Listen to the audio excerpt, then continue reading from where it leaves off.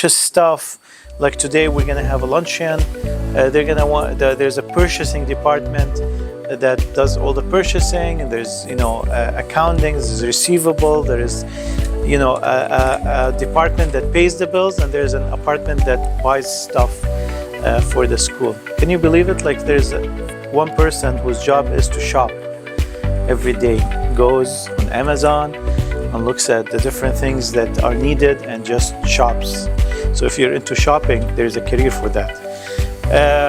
And also another department here is our District Family Engagement Community Liaison. That is me. My name is Mr. Sharafuddin, and also I have Ms. Sulaiman. We work together. We're a very small department of 2. I used to be by myself, but this year or last year I had an extra person. And one of the things, of course, I have a pleasure of doing is working with student government. I've been working with student government since 2008. Many of you were not born then, but it is one of the things I am very happy to work with. It's not part of my job description, but I just love doing it. So I've been doing it since then. And what other departments there is? Okay, there's also like, they're called compliance. They're making sure that the school is compliant with the state laws, with the Board of Education. Cool. Because schools are public. This is public schools. And public schools have committees called boards that lead the school. Anyone here whose parent is part of the board of the school? You? No? Yeah, because sometimes some of your parents are part of the board. Okay. What else? So this is half of this place, and the second half is called the Nest. And it's basically the CTE, Center for Technical Education. Anyone knows what CTE is? No? Anyone here comes to CTE? Takes a class here? Okay, awesome. What class do you take? CAD. Really? I didn't know they teach CAD. Yes. CNA. Awesome. What else? CNA? CNA. Can you tell others what do you do here? What does CNA stand for? Certified Nurse and Assistant, and you learn?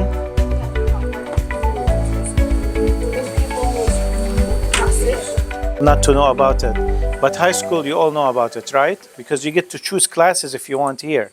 So for example, we have culinary arts. So for your electives for high school, instead of taking geography or something, you can take culinary arts where you come and cook. Learn how to cook. So by the time you graduate, you've taken some culinary arts background, or CNA, you can be a certified nurse. So you graduate. This counts as your electives for high school, but at the same time, you're becoming a certified nurse assistant, which means you graduate from high school and you're already a certified nurse assistant. You're working in the hospital, $50 an hour, while you're whatever career you're studying. And especially if you're studying medical career, then it's a good idea. Or CAD, or coding, robotics. We also have broadcasting and journalism, where people broadcast through the Nest radio. We have a radio for HES Academies called the Nest. Anyone knows that? Who didn't know that before? Okay, so we have a radio station made by students called the Nest. It didn't go on. Anyone probably, I don't know, so maybe some of you don't know what a radio is, but a radio is, it's an open signal with a specific frequency that you can receive at any device that receives the signal. It used to be a thing before streaming and the internet, but it's still there. There's still radio stations and they're still working. It's something that you never use in your car, but your parents probably do. And there is a radio that broadcasts from here, which is the Nest, but they're still broadcasting online only through internet. They haven't broadcast through the frequency yet, because once they do that, it's very serious. So what is this? This is a tradition that has been started by student government, which is called Leadership Luncheon. There was a certain time, I forgot when, but a long time ago, maybe about 10 years ago, where the superintendent invited the It actually started with ULA. She invited our superintendent and founder, Ms. Hamadi, at that time. She invited the ULA Student Government Executive Committee for lunch, and because they were the first executive committee, student government was new. So there was about 5 members or 4 members, and they came and they had lunch with the superintendent here, and it was very nice. They sat together with the superintendent, they had discussion, and they got to see also the support center, so it was nice. So we decided to do this every year, and we started doing it for all the student governments. It became a tradition, and it's called the Leadership Luncheon, which means that congratulations, you have been selected as leaders in the school. You've either been voted or appointed, and you qualified to be a member of student government. And now, after elections, the superintendent, Dr. Ali Bazzi, invites you for lunch as celebration of your leadership. He's gonna come also, and he's gonna spend some time with you, and he's gonna have lunch with you. And that's it, really. We have only 2 hours. We're squeezing so many things in these 2 hours, but it's really government. At the end of this gathering, will talk. Will give us. She will address you guys. This is probably her first official or second official statement after winning elections, appointed by you as the president of student government. We have been working on something that maybe this year you haven't seen a lot, but next year you'll see. It's like a training program by videos, because you become a member of student government, but things happen fast and you're not used to, you don't get oriented, you don't understand student government. So I want to show you a couple of these videos. There's a lot of them. We put them all on the student government website, which is HES-SGA. Who knows what HES-SGA stands for? It's not easy. Student government? Yes. I know what the HES stands for, but I don't know the. What's HES? About the education services. SGA? Exactly. So it is basically the association that gathers all the student governments within it. We have 4 student governments right now: Star Canton, Star Dearborn Heights, UA in Detroit, and then ULA in Westland, and all these student governments. I'll tell you, you're one of the strongest student governments. And Mr. Taqoush has contributed highly in your super organization. That's why you have the largest number of students coming to this luncheon. He makes sure he always maximizes the number of you participating in these field trips. Now, good news is you are part of a training, special training, student government training. You see, the school is busy with teaching you the curriculum. They don't have time to teach you extra stuff. So in the student government, you get to learn this extra stuff. So you're gonna have 12 learning field trips during 3 years. So every year about 4 field trips. You have one next week, and then you're gonna have 3 more. And all of them are hands-on, all of them, their learning experience, they're special, like it's designed for student government. Like, I want you to understand that if any student wants to get that training outside the school, they can't. This is special designed trainings that we have designed for student government. So next week is going to be an exciting one. It's called Preservation of History. I'm not going to talk about it now. We'll talk about it. Legislative, executive, and judicial. Any of the honorable judges are here? Yes. Yes, here you go. Yes, we have the 3 judges. Honorable judges, welcome. Once you are a judge, you're never going to be re-elected. You're going to be a judge all the way till you graduate. You only are appointed once, and you stay a judge until you graduate or resign. Sometimes you want to run for something else, so you resign. And you're supposed to meet every Monday, unless there's no cases, then you don't meet. But otherwise, you meet every Monday to deal with cases. Cases can be either motions to dismiss, amendments to the Constitution, and also if there is any complaint that something is going on that's not constitutional, you judge. Legislative, raise your hand. If let me explain to you if you are legislative or not. If you are a class president or vice president, then you're legislative. You're like the senators. All right, thank you. And executive, which are the president, her cabinet, and the commissioners. All right, so you are the ones that execute. So just like the federal government, the power here is horizontal, is no vertical. The president is not like, an emperor. The president, there's different duties. The president represents the student government in totality, but the power is distributed. Why? Because the legislatives are the ones who make the rules, and all of you has a vote. So as a body, the majority rules. And then the executive, they basically execute what you tell them to do. They only have a room to be creative in how to execute what you've told them to do. For example, you told them we want an improvement of lunch. So then they have to go do research, do survey, figure out what the students love more, what's wrong with lunch, is it a little bit cold? And then they meet with the lunch department, and so they figure out how to execute your legislative orders. Now, can the president and her cabinet, can they come up with a project without coming to you? Can they?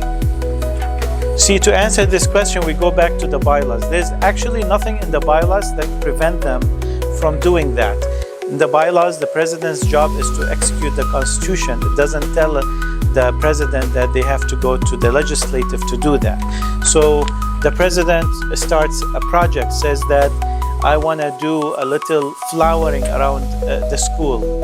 Not in winter, unless they're plastic flowers, but in the spring we're going to start doing flowers around the building, and we're going to use some of the student government's budget. Now, the bylaws talk about budget, and it says it's actually this bottom part over here.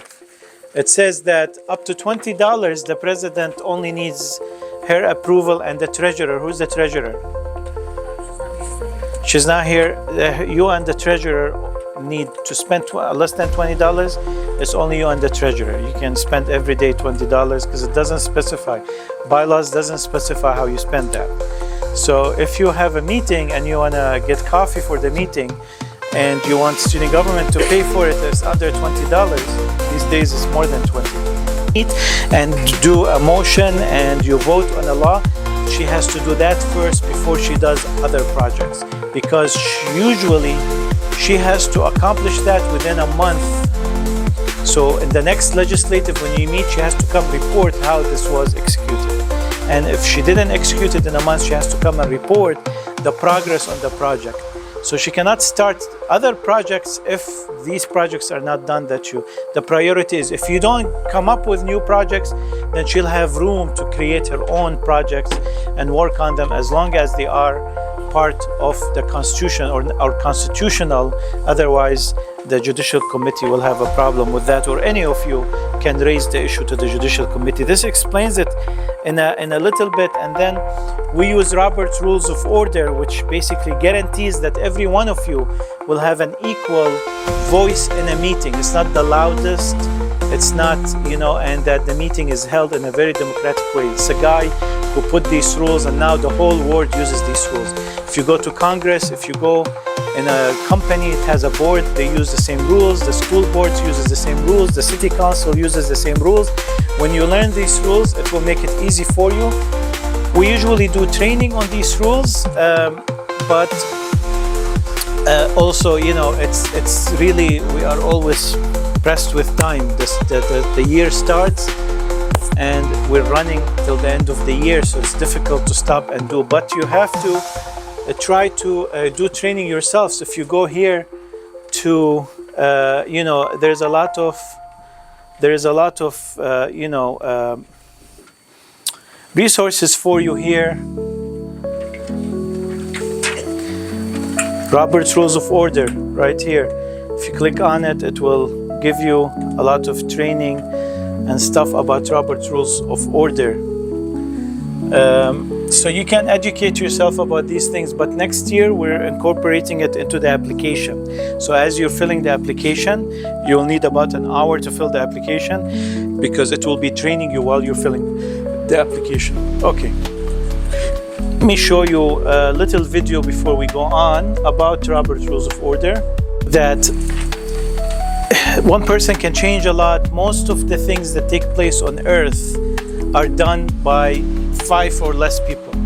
You think that there's this huge organization, but there's actually 4 or 5 key people who are giving it the vision and direction. You think that this company is made of 30,000 people, yes, but there's 4 or 5 people who are the visionaries, who are bringing new ideas and who are pushing things forward.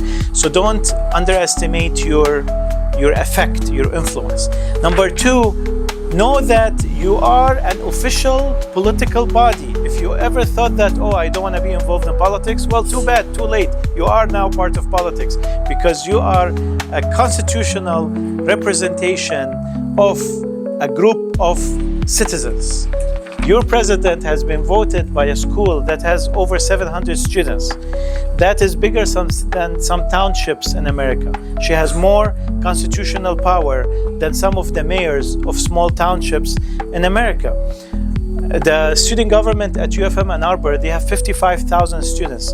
That's more voters than the voters of the city of Dearborn Heights, which means that the president or vice president of the student government of University of Michigan, Ann Arbor, if you go there as a student, Nadine Jawad graduated, she was a president. Omar Hashwi, he was a president before. There's always a huge fight between who's going to be the president of student governments. It's huge. So if you go to UFM Ann Arbor, you're going to be part of that. And there's going to be a field trip to Ann Arbor. Are they this year? No, they did it last year, right? Okay. So you already have that constitutional power. Use it. So you can have 2 types of resolutions in your student government. One resolution is action, one resolution is talk. So you can just make a statement. You can say a statement. Like there is a resolution from student government that appreciates the mayor of Westland for blah, blah, blah. There's a resolution of a student government that I don't want to give examples and feel like I'm feeding you something to do. So I don't want to interfere. But you can have whatever you want, resolutions. Nobody can stop you. And this is statements that you make. It becomes history, it becomes part of history. Don't look down at it. It becomes part of history. And you're free. We cannot talk about politics. We cannot, interfere with whatever. But you're a democratic student body and you're free to come up with what you want to come up, as long as it does not contradict school rules or the state or the city or the federal. Okay, we tried to simplify it as much as possible. Who had a discipline issue, but he wanted to run for president, and the Constitution said you should not have any major discipline issue when you run for president. He said, no, I want to change that. So he took it to student government. He put an amendment that you can have that a waiver can be submitted to the Dean of Students, and if he accepts it, then the student can still run for. And the amendment went to the Judicial Committee, they approved it, it went to Legislative Assembly, they voted it 2/3 vote, and it is an amendment now in the Constitution.